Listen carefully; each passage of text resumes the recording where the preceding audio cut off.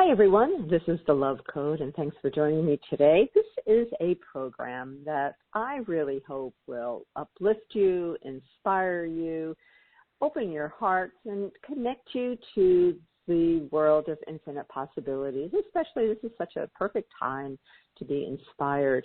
So I'm so glad you're joining me today as we have these weekly conversations with spiritual teachers, spiritual healers, people on interesting paths of their own personal spiritual journey.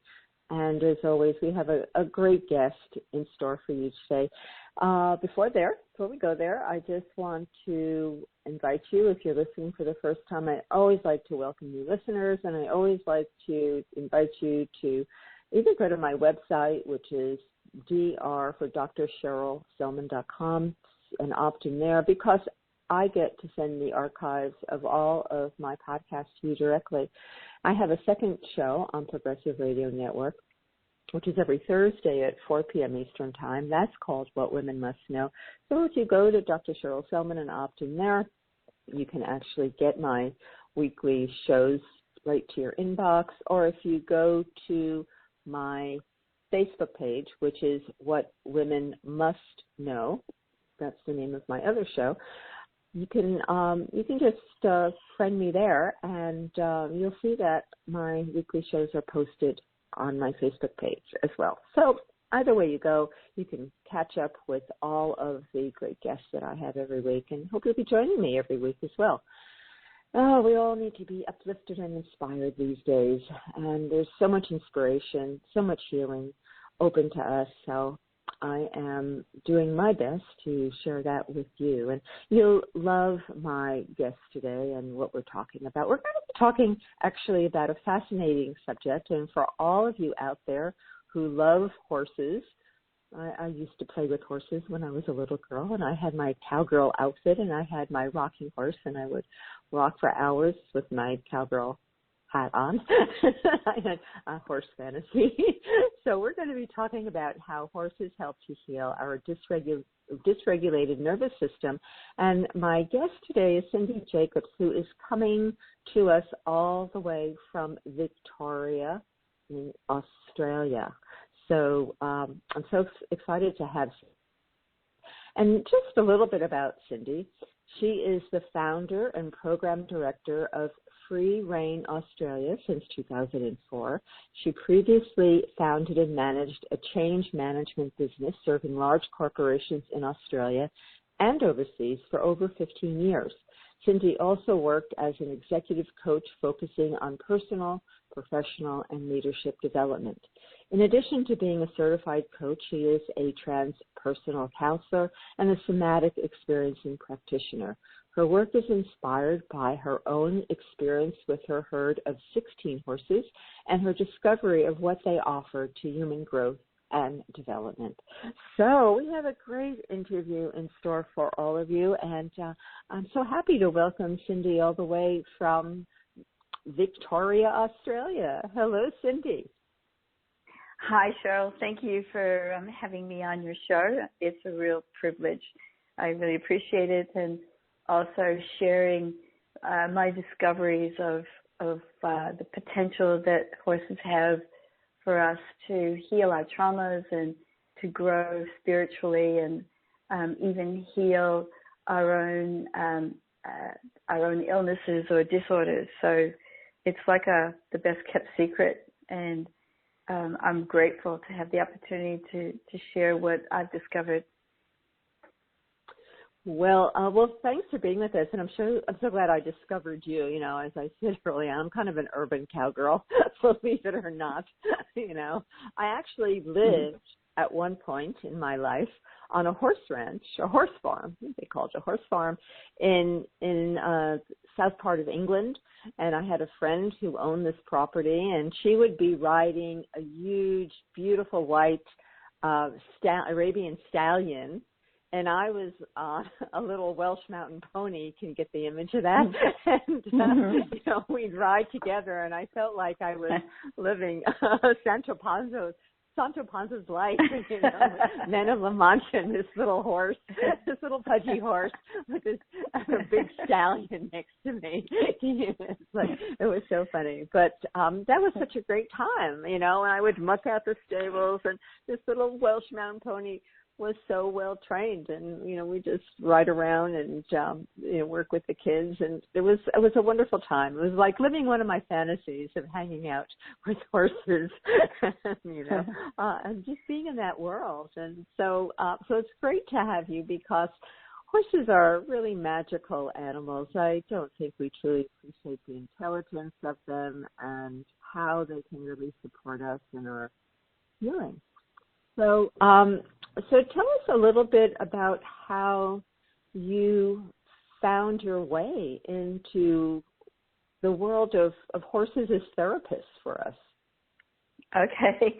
I'm not a horsey person, so I used to ride a long time ago, but I was more of a hanger-oner than a rider, so I really, that wasn't meant to be my path.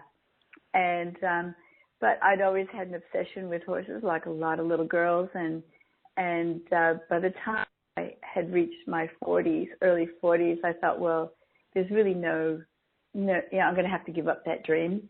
And a woman that was working for me at the time had some horses, and she invited me up to her place, and it just ignited my obsession, because that's what it is, an obsession with horses. And so I just had to have one. And so she helped me get my first horse, and then then my second, and then my third, and I just started to accumulate horses. I just loved them so much.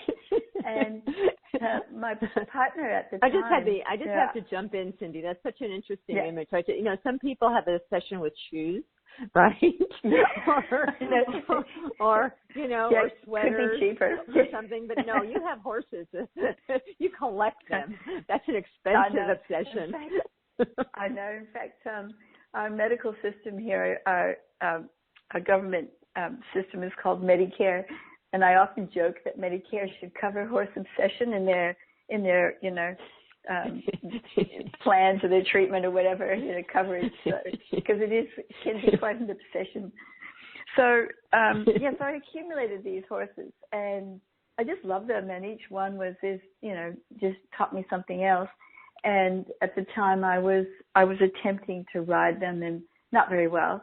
And I had a partner, and he had a particular horse named Royal, and she was this big horse, like she must have been on steroids, because she was massive. And one day, after it had been raining, surprisingly, we got rain in Australia.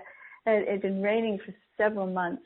We went out to visit our new little herd of horses, and she touched the electric fence and spun around and ran away from it.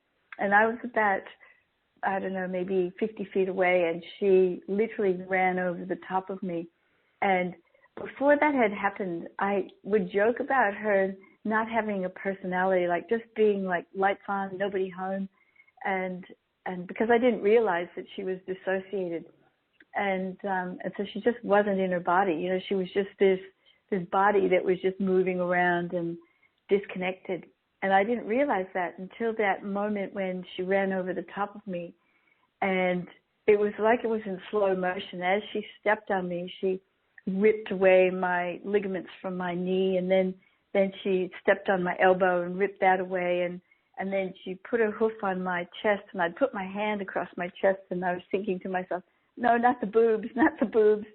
And she put her hoof on my hand, and in that split second, it was like time stood still, and we both knew instantly that if she put her weight on my chest, that she would have punctured my lungs and probably killed me. And so she knew it, and I knew it, and like I knew that she knew, and she knew that I knew. It was just this moment where we both just merged into that knowingness. And so she shifted her weight off me and off my chest and kicked me in the face instead, and left me sort of in a pile in the mud.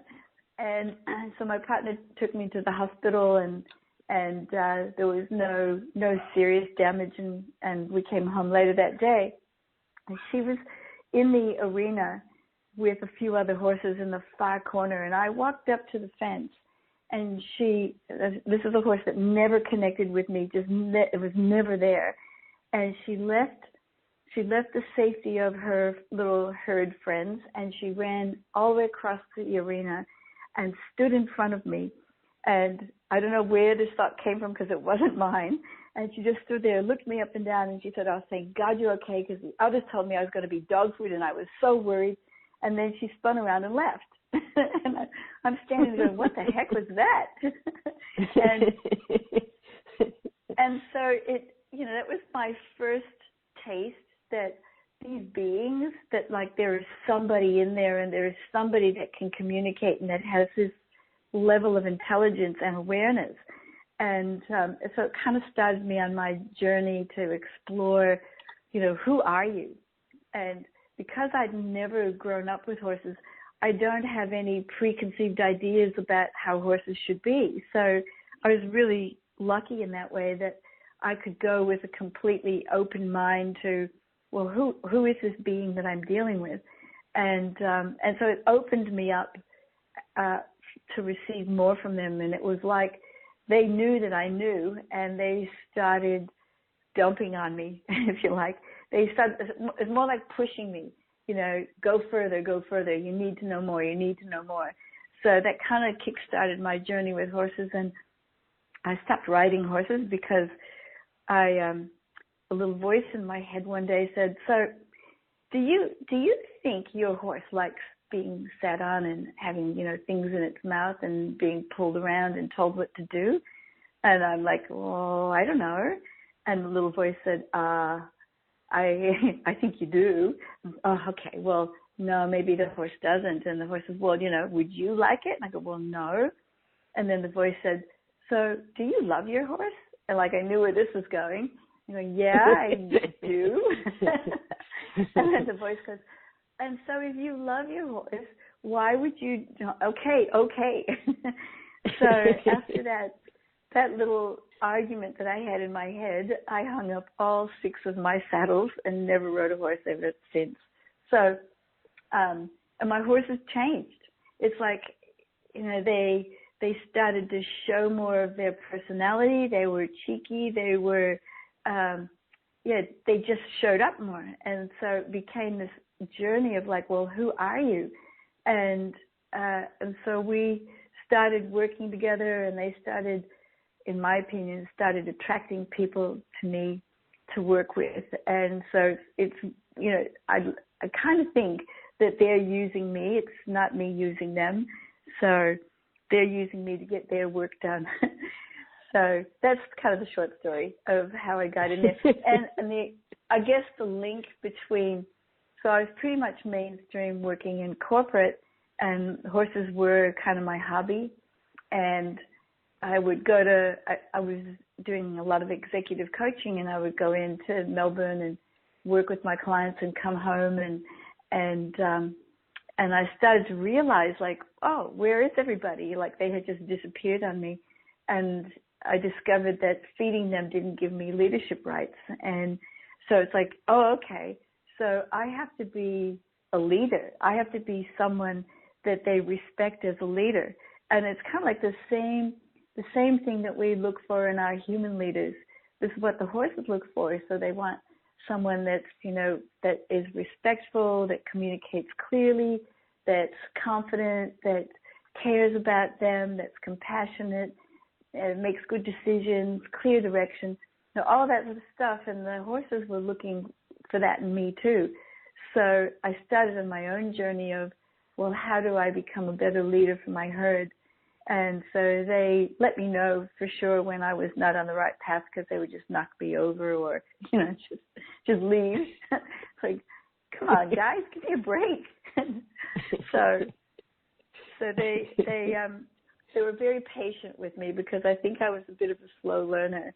And I started offering programs to corporate groups. And the interesting thing about that was that, in a group setting, a work setting, people need to protect their, have to have some emotional safety. And so what was happening, though, was people would arrive and they would start bursting into tears, or it would get really emotional and start to just drop in really deep and really fast, and like it was not the right place to be, so vulnerable in a work setting, but it was almost like they couldn't help it, and I discovered that was what the horses were causing people's stuff, if you like, to just come up to the surface to be dealt with. And I realized I didn't have sufficient skills to support people when they were going through those processes. So I then went on to do my counseling training and then my trauma training, because, we all have trauma, really. It's just, whether it's a big T or a little T, we're in physical bodies, and we have stuff that happens to us that overwhelms our fragile nervous systems. And so it can be something as simple as, well, not simple, but, losing our job, or like right now, everyone's in trauma around the world with the shock of what's happening. And so it's possible that, that causes a bit of a disruption in our nervous system regulation. And so I had to learn how to manage that. And like I said, my horses were bringing stuff up. And so I started on another path, working with my horses to work with stress and trauma and anxiety and the full spectrum of what happens to us as human beings, from the physical traumas and things that happen to childhood attachment and childhood trauma, as well as spiritual emergence and how our bodies go through a shock when that spiritual energy in our bodies start to wake up, and what do we do with that? So it's kind of like the full spectrum, and the horses are able to support us as we, wherever we're at on that continuum. We just jump in and start from there. So you have to tell us more how you do this, because when I found out about you is through some weird Facebook connection, some place I don't normally go, but and there was a video of you and a group of people bringing chairs to sit in a circle in your paddock, and then all these horses would come around and lie down in the circle, around the circle with everybody. Like, say they'd all be hanging out together. I mean, it's so interesting to see horses just lie down. You don't see them just lie down that easily, and I mean, and they were doing it around the circle with everybody sitting there. It was the most amazing sight to see. That's a program that I run once a month, and we call it the water hole, even though there's no water around.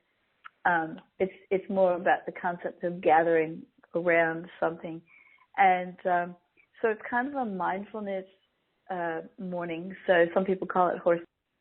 So we just gather once a month, and we sit in a circle because the horses want to get in the middle, and so we can't see each other when there's a few horses standing in the middle of our circle. So we sit in a tight little circle, so the horses have to stay on the outside. And they do.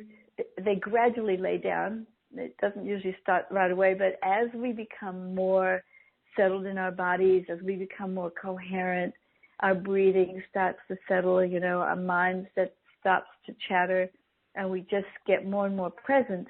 The horses are responding to that, and they feel safe, and so they lay down around us, and part of the reason that they lay down too is that they slow their heart rate down when they lay down. And so if our hearts are beating too fast, if we're holding too much anxiety, the horses know that if they can slow their heart rate down, which is they slow their breathing down, which then causes their heart to slow down. And when they lay down, they even go even slower. So they're in that really slow rhythmic breathing that our bodies entrain to their rhythm, because their rhythm is more powerful than ours. So it's just physics, the stronger, more powerful oscillating field causes the weaker, chaotic one to start to synchronize or entrain with it. So just being in the horse's space without even doing anything, as long as we allow ourselves to be present and stop the mental chatter a bit. Our bodies start to synchronize to the rhythm of the horses, which then brings us into autonomic balance. And that autonomic balance is that nervous system, that autonomic nervous system, which regulates every cell, every organ, everything in the body. If that autonomic nervous system is dysregulated, and for most of us it is, because we live in a Western culture and there's always stuff going on and a bill to pay or somewhere to go and something to do. So we never really drop into that resting, settling, digesting space that the horses offer. And so, if our nervous system is dysregulated, then our bodies are compromised. Every part of our body is compromised. So over a period of time, of course, our bodies deteriorate, and then we start to experience disorders and dis-ease and pain. And so, in my opinion, and according to my training, you have to get the autonomic nervous system right first. So no amount of other things have much benefit if your nervous system is misfiring. So whether you're taking supplements or you're eating a healthy diet or you're exercising, all of those things are beneficial. But if your nervous system is not regulated, then you're kind of fighting a losing battle, because the nervous system is going to win. And that nervous system is your fight-flight response, or it's responsible for your flight-fight response. So, the anxiety, the fear, the nerves, all of that sort of stuff is always going to hijack our health. So the key is to get your autonomic nervous system as calm and regulated on a regular basis as you can for your body to function better. So tell us some of the experiences you have had in working with your clients and the horses. Okay. So I think probably one that stands out is a woman who had cerebral palsy. She was brought to us, and we wheeled her into the arena, and the horses had never seen a wheelchair before, so horses are curious animals, and so they wandered in and they wanted to check out this wheelchair. So they came in and they started sniffing it, and as they got closer, she was kind of hunched over, and with cerebral palsy, people have, uncontrolled sort of jerking movements, and so she was kind of hunched over, and every once in a while she would bob her head up and kind of jerk and then drop again and jerk. And the horses were really startled at first by this unusual movement, and they crowded around her, and then one by one they laid down on the ground around her. And so I've got this photo of her, of this sea of horses, horse bodies, laying on the ground surrounding this woman sitting in a wheelchair. And it took a little while. It probably took about an hour and a half. They didn't move. They just stayed on the ground. And her jerking movements all but stopped. And she sent me an email later saying that since being with the horses, that her body, she's got more control over her body, and it's not jerking as much. And so my guess is that the horses were co-regulating her nervous system. They had basically taken over her nervous system, and they were the ones that were causing her body to start to function better, because they basically were regulating her autonomic nervous system, which controls the other parts of her body. So that was pretty cool. There was another one which was a bit different, and I used to do this thing called horse Reiki, and I kind of experimented once, and I put a table in my round yard and invited my friend to lay on the table and see what the horses did. And they would come over and they would stand over her body, and I tried it on a few people, and they said, oh, it feels like they're running energy. Like, one horse would stand at the foot and one would stand at the person's head, and they could feel energy running up and down their bodies, and each person was different. And so I started to offer that, and people had all these different amazing experiences. And this one woman came, and she laid on the table, and the horses surrounded her. There was 12 horses. So the gate was open, and they came in by choice. And so they surrounded her, and then it was like a ritual, like one at a time would step up and scan her body from foot to head, and then would walk over to the rail, do a big poop, and then take their place back in the circle. And then the next horse would do the same thing, scan, poop, and then the next one, scan, poop. And they went one by one around the circle in that order until the last horse. And then the last horse stepped forward and with her nose started punching around her abdomen. And so with her nose, like just kind of pushing and pushing. And later, after the session was over, the woman said that she had a 12-centimeter tumor on her pancreas, and the horse was pushing on that spot. And so my guess what happened is that energetically the horses were drawing the chemo, whatever toxic stuff was in her body, they were drawing it out of her, and they were dumping it in this poo pile, which was like a week's worth of poo. It was like, where did that all come from?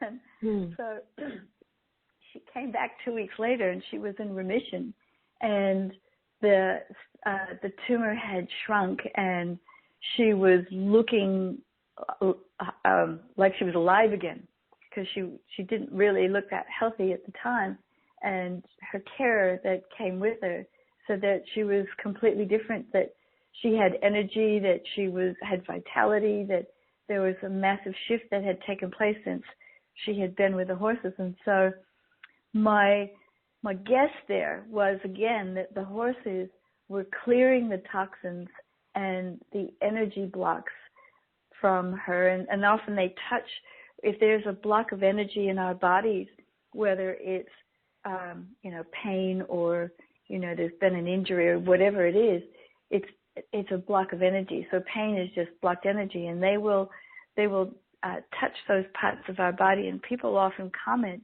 that all of a sudden there's movement, or there's a sense of lightness or flow, or something shifts when they touch them there. And so it's almost like the horses are directing their coherent energy to that spot, and it just causes the block to disperse, and then the body can start to self-heal. So it's not like the horses are, magical healers, but they have this capacity to break up blocked energy in our bodies. And we talk about how dogs can sniff, and they can alert us to cancer and other illnesses that people have before they're detectable on our medical devices. And so it makes sense to me that horses, having such a powerful sense of smell and such an acute awareness of the most subtle shifts in the environment, that they too can notice what's happening in our bodies, and they direct their energy to those spots. And so I observed my horses doing that quite a bit, but one day they stopped doing it, and had a client come, and the horses were like, "No, we're not going in." I'm like, "Come on, guys, go in." I'm like, "No, we're not doing it." And they just said, "Talk to the horse. We're not doing it anymore." And so all of a sudden I had to stop offering that to people because the horses said, "We're not doing it. We're not doing it because we can clear the blocks. We can help people heal. But unless they go to the source of what caused the problem in the first place, it's only going to come back." And so we'll continue to work, and we'll continue to help people heal, but we don't want it to be passive. We want people engaged in this work and doing their own self-healing. So they basically booted me out, and I had to go do my trauma training, because it's like, all right, I've got to do more. My trauma training is somatic-based. So somatic-based meaning that it's a body-based modality. So again, it's about trauma is what happens to our bodies, and so the energy of trauma gets trapped in our bodies, and the horses and I help the client to track where that energy is trapped. and to shift it out. So, so the horses just, like one day they just said, no, we're not doing it anymore. And I had to, like, most of my business had started to come from people wanting to do the Reiki work. And I basically had to shut down for a couple of months because the horses said, no, we're not doing it. So I had to, like... Did you get that message from them, or did you surmise it? How did you come to that conclusion? It was from them because, the way I sense that it's from them is because I don't have thoughts like that. Like there's no preceding thought that just comes into my head like that. Talk to the horse. It's not something I would say, and they just said no. We're not doing this anymore. So I know they have to work hard because I don't readily hear what they have to say. So they really have to get my attention. I'm not a proficient animal communicator, and so the horses, they have to put it in a language. They have to be really expressive. They have to like go over the top for Cindy to get it. So I'm sure they would prefer to have a human that's easier to work with, but they're stuck with me.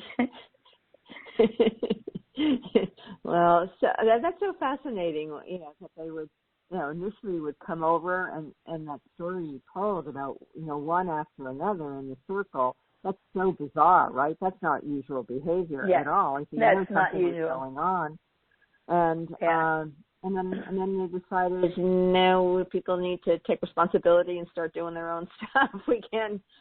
I get it. You have to hear yourself ultimately. You have to do the work. Yep. Yeah. So it's been quite a journey. Yeah. Oh my gosh, so fascinating. I mean, it's fascinating because you do your work with your clients in the paddock, in the corral, that, with the horses who choose to come or not come, right? Yes. So they're all at liberty and they want to work together. So if I were to bring one horse into the yard, the others would just automatically follow because they just want to be together. And they do different things. So in our pre-conversation before this call, as I mentioned, that the female horses tend to have more of a nurturing quality, and this is just a generalization, and the male horses are more expressive, and so the male horses will show us things that are happening in our lives, perhaps that we're not aware of. So apart from our physical healing, there's all the stories that go on in our lives that we sometimes don't deal with or don't know how to deal with, or not even know that how they're there.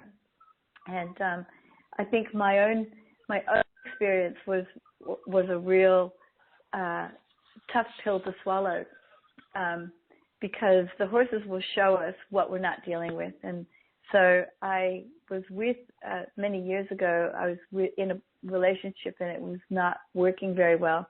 And my former partner and I we were at each other's throats, just any conversation, and it just had barbs to it, it was just unpleasant, and the energy of it felt like we were literally at each other's throats.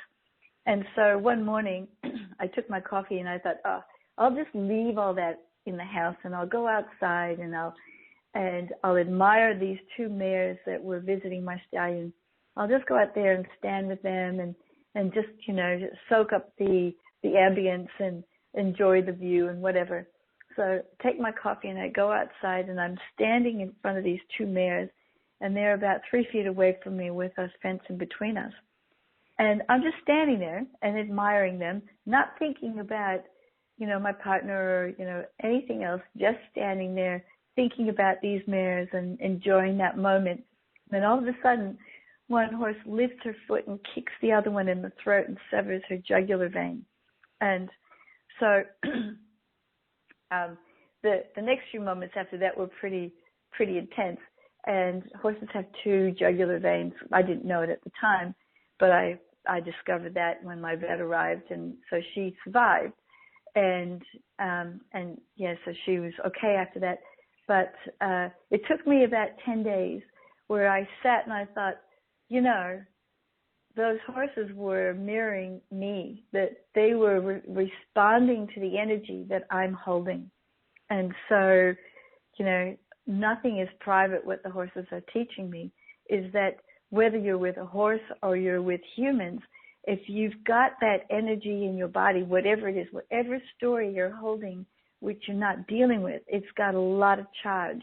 And so for me, I realized like my horses are not safe if I don't, deal with my stuff. And so that then propelled me on another journey. And through my trauma training, I developed some skills to actually move through and clear that stuff. And that's what happens when clients come. If they may come because they want to work on, A, and then the horses go, we're going to do B, because B is what you're not dealing with. You might want to work on A, but we know that B has got more of a charge, or B is what you need right now. So they will show us in the form of their expression what's going on. And, something like one of my horses, there was a pile of lucerne hay, or alfalfa, I think you would call it. So pile of alfalfa hay on the ground, and next to it was a dead branch with some berries and leaves, and I didn't know whether it was toxic for horses or not. And the horse started eating the dead berries and the dead branch rather than eating the healthy fruit. And I was curious about that, and I said to my client, so what's happening? Why would this horse got any ideas why this horse would be eating something which may not be good for it versus, the healthy stuff? And she said, she goes, I've got an eating disorder. So we worked through that, but the horses will literally show us, whether it's metaphorically or literally, if they can, what's going on in our lives that needs our attention. And so there's more than just regulating our nervous system. As they act out. And again, it's that energy that we carry.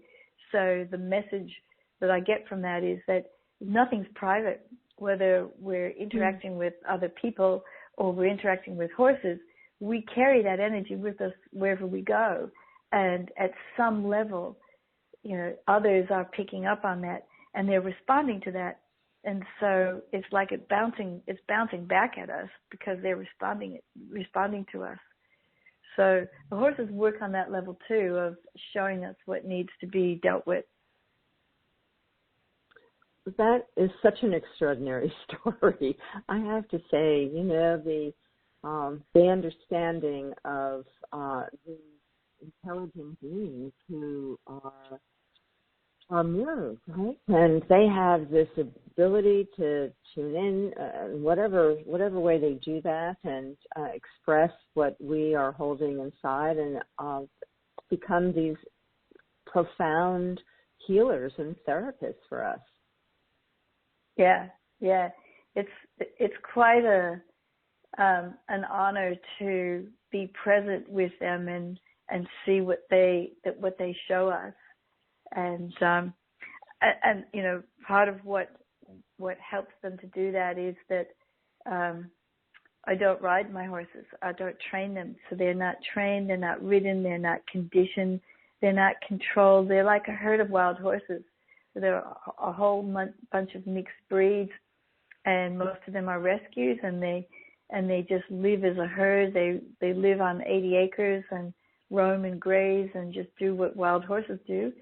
And they come in for half a day and work with humans, and they're expressive because they have no fear of being harmed or controlled or dominated or anything. So they the part that really expands my heart is the fact that they do this by choice. They don't have to. So I have a horse that has really severe arthritis, and sometimes she's in a bit of pain, and she'll walk all the way across the arena and and work on a client if she's compelled to. So she overrides the pain in her knee and goes all the way over there to work on a client. And to me, it's like, wow, that horse, there's something going on there, that horse is choosing to work with the client when it doesn't have to. So I have some theories around that. If you go into more of the spiritual world of, that we're all one, and that, horses and humanity have perhaps some sort of a karmic contract to evolve together, and horses recognize that, the planet, as well as, the horse species and everything on the planet is dependent on the humans healing their traumas and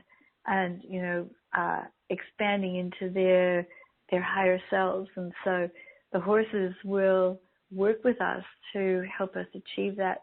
And as long as we hold trauma in our bodies, as long as we hold dis-ease, discomfort, pain, all those, uncomfortable, unprocessed emotions, unresolved traumas, they're all stored in our bodies. And as long as we're holding that in our bodies, it's like our soul can't drop in deep enough because our bodies aren't inhabitable.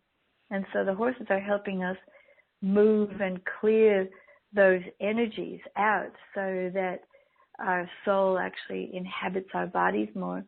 And when that happens, I see their faces like they light up. There's literally a change in the light that the people hold, and as they move the energies of trauma out of their bodies. And the horses help us with that. They poop and they stretch and they yawn and they bump us, they rub us. They're working energetically to help move the energies out of our body, these discordant energies, and they're like drawing it out and helping to dispel it. And so the more, what I see at the end of a session is a client that's lighter, that's brighter, that has more vibrancy. And so there's more of themselves, like their higher self is actually in control in their bodies. And the ego part of us, the small part of us, it kind of takes more of a back seat so that we can still cope in our physical world. But yeah, there's almost always there is a big shift in clients when they work with the horses, because the horses are working on all those different layers. And as I said, I think they have that's their real purpose for being here on the planet. And, if they have to be ridden to actually access a human, well, then, okay, ride me, because then I can at least have some opportunity to have access to you. So it's not like they want to be ridden, but they have a purpose, as well as, everything on the planet, as we know, has some purpose for being here. That's pretty cool. Yeah, that's so extraordinary, Cindy. As you're talking, I'm remembering that a while back, several years ago, I interviewed an author of a book. I think that the book was The Boy Who Loved Horses. I may be wrong. But anyway, he had a severely autistic son. And, try as he may, right, that he couldn't really make contact with this child. He'd have these screaming fits, and it was, obviously a really challenging time. And he had a neighbor who had a horse. And at first, he kept his son away because he thought the horse would react to the screaming kid, or he didn't know what was going to go on. But eventually, that little boy started to interact with that horse and to ride on the horse. And it was the only time when he had calmed down and was more relaxed and more present in interacting with that animal. So as you're talking, I'm remembering that experience that he shared and wrote a whole book about it. Actually, he took his son and his wife, and they went to the country, which is the country that has the longest history with a relationship with horses. Do you know what that is? Do you know what that country is? Before I tell you. I know the book of, it was Mongolia. Yeah. Yeah, it was Mongolia. Mongolia, yeah. And he took his son to Mongolia because they have this long relationship with horses. It didn't always work out that way. I mean, his son didn't always like being with the horses, but they rode their horses. He took his son to a very remote interior part of Mongolia. They had to go by horseback at a certain point. There were no more roads to visit a shaman who lived in reindeer country. And it was an incredible story because his son got healed as a result of whatever happened in that adventure. But it was, all about horses. Yeah, and I had some autistic children come to my horses, and the interesting thing is that they go straight up to the horses behind and start patting their hind legs under the tail. Almost every single one. I wonder whether it's less confronting for them than the head, because they don't have any concept of being kicked. And my horses just stand like statues, and it's like they know the capacity. They know that that person has got some compromised nervous system issues, and I work with adults who have Asperger's, and it calms their nervous system down. And one of the things the horses do is they really help us to feel safe, because when your nervous system is calm, you're in the parasympathetic response. You're in that calm, resting, digesting part of your nervous system, which communicates that I'm safe. And when horses are laying on the ground and they're breathing slow and they're relaxed, of course, they're in that safe space, and it's like that energy field that is just resonating safety.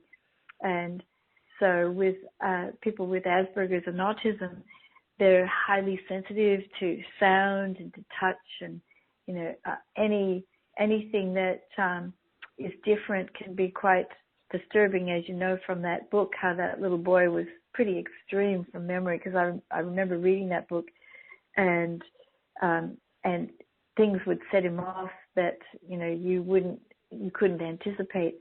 And the horses have a capacity to like reset the nervous system, and I've seen working with the autistic children and the people with Asperger's that it brings their nervous system into more of a window of tolerance, so that they can tolerate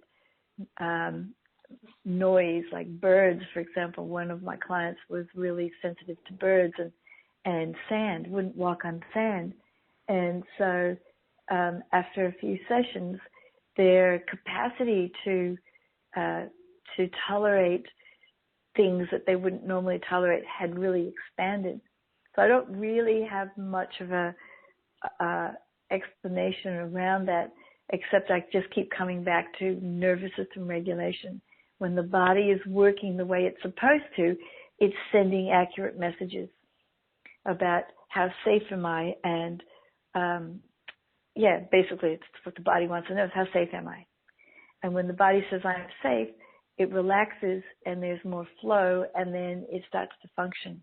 As you know, when we're in a stress response, our bodies hijack, our autonomic nervous system hijacks all of these functions, like the heart and the lungs, and it suppresses the digestive system, because it's like, well, I can't be digesting food if I have to run for my life, and I have to flood my brain with cortisol because it's too slow. So I'm going to go brain foggy, because my brain is only going to get in the way if I need to make a life-changing or life-threatening decision. I can't be slowed down with an analytical brain, so I'm going to slow that down. So other functions in the body too get compromised, and so I keep coming back to, if the nervous system is regulated, the body is functioning the way it's supposed to. Yeah, quite amazing. You're doing such tremendous work, Cindy. Are you training other people? Is there interest in what you are doing? I have trained in the past. I have another business, I guess it's called Center for Experiential Learning, Equine Experiential Learning, and so I have trained a few people in it, and it's hard. It's hard to train people, even though I'm more than open to share it and share my mistakes, because then people can accelerate their skills faster when they know what those mistakes are. They can kind of skirt around them, because I've made about every mistake you can think of. so I'm an expert at mistake making. So yeah, I have trained some people. There are some people in Australia doing it, and it's a combination of skills. It's a combination of what your relationship is with your horses, and also what your discipline is in terms of working with people, whether you're a coach or you're a psychotherapist or a counselor or an educator. So it's adapted to whatever their discipline is. Right. Well, I think it would be, on one hand, something that is an exciting field that, you're really pioneering, but you need the skills that you've developed over the years as well to really do the kind of work that you're doing, even though there are many people who are working with horses now and working with children or autistic children or people with post-traumatic stress syndrome. There's a lot of that work going on. It just sounds like you are creating your own variation on a theme of how best to do that. I think that, well, for starters, it's the horses that have pushed me, and by, showing me that I don't have enough skills, go out there and get more. So they've really pushed me to keep exploring what skills I need, and I'm a Somatic Experiencing Practitioner, which is a modality. It's a body-based modality for healing trauma, and I love it because A, it works, and B, it's predicated on the question Dr. Peter Levine asked about 45 years ago.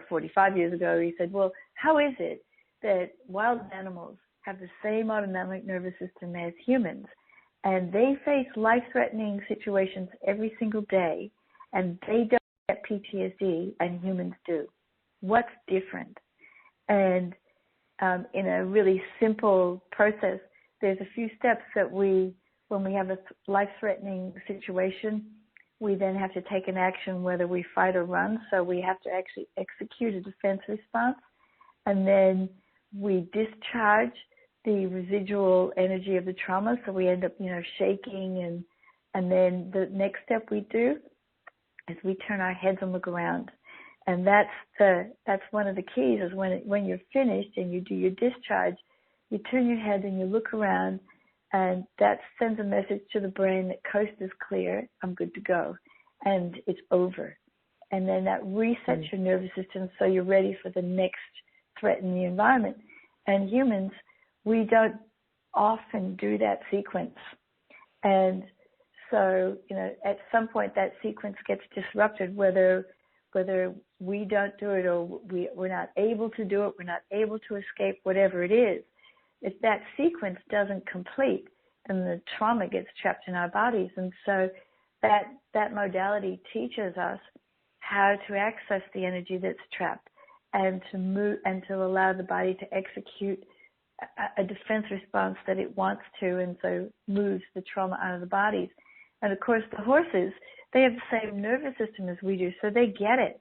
And when we're in the process of tracking that energy and allowing the body to execute its defense response, which could be something as simple as punching a blanket, but it has to be done in a way that it gets activated, and so it's the body making the choice to do the movement, not the head saying, oh, I'll just punch a pillow and feel better.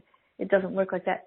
So there is a proper sequence, but the horses get it. And when a person is in the middle of executing a defense response, the horses will crowd around us, and it's like, and what they're doing is they are co-regulating the client's nervous system so that they know that client can't get overwhelmed by the, moving the energy out of their bodies, because there's so many horses surrounding them and just pulsing this powerful energy at them, and their nervous system can't dysregulate because the energy field is too powerful.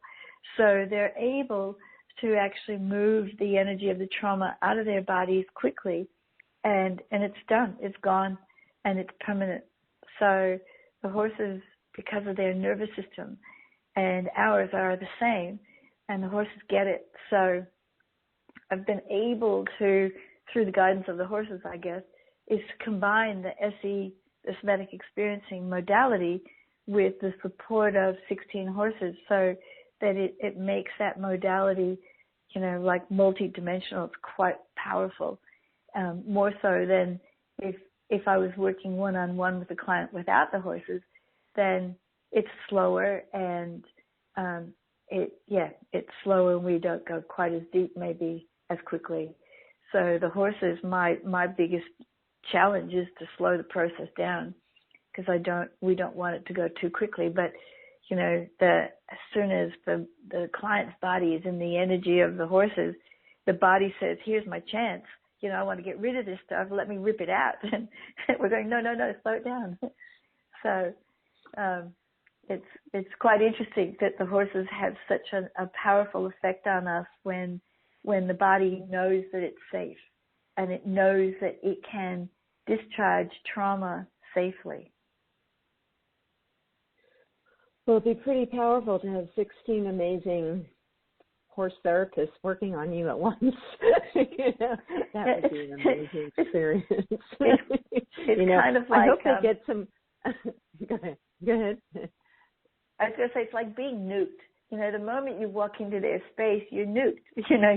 Your body's just being zapped by them, whether you realize it or not. After being with the horses for an hour, people often, almost everyone tells me that within 2 hours, it feels like they've been hit by a bus and they have to lay down and sleep. And sometimes the clients, one client couldn't even leave my driveway. She had to pull over and sleep in her car for a little while. So because the body is recalibrating. It's like, whoa, I've just discharged all this heavy toxic energy, and now I've got to recalibrate, and it takes energy to recalibrate. And so, it is like being nuked.